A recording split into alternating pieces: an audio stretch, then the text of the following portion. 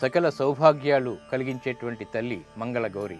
మరి మంగళగౌరిని శ్రావణ మంగళవారం నాడు ఆరాధించడం ద్వారా సకల శుభాలు చేకూరుతాయి.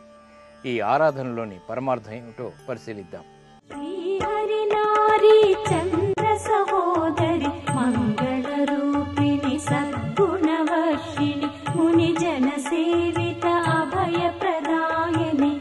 అష్టలక్ష్మీ త్రిభువన పాలిని జయ జయ జయ శ్రీ హరిప్రియ రాణి సిరి మహాలక్ష్మి మంగళదాయని జయ జయ హే మధుసూదన కామిని శ్రీ మహాలక్ష్మి నమోస్తుతే.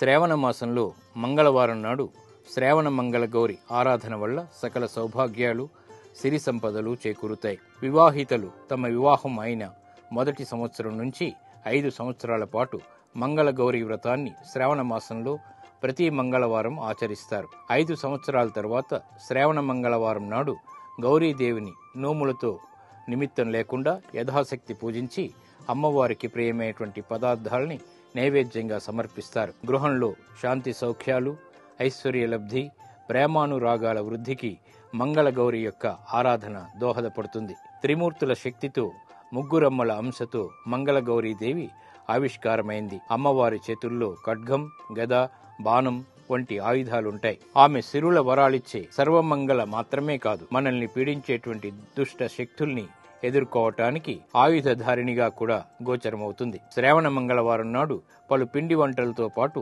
సత్వరం అంకురించే శనగల్ని అమ్మవారికి నివేదన చేయాలి. అమ్మవారికి శనగల్ని నివేదన చేయడం ద్వారా లౌకికపరమైనటువంటి కష్టాలన్నీ తొలగిపోతాయి. బియ్యపు పిండితో చేసినటువంటి ప్రమిదలతో అమ్మవారికి దీపారాధన చేయడం ద్వారా సౌభాగ్య వృద్ధి, గృహంలో అనుకూల శక్తులు పెంపొందింప చేసుకోగలుగుతారు. శ్రావణ మంగళవారం నాడు, శుక్రవారం నాడు సంధ్యా సమయంలో ప్రధాన ద్వారం గడప దగ్గర సంధ్యా దీపాన్ని వెలిగించడం ద్వారా సర్వమంగళ గౌరి సకల శుభాల్ని కూడా చేకూరుస్తుంది.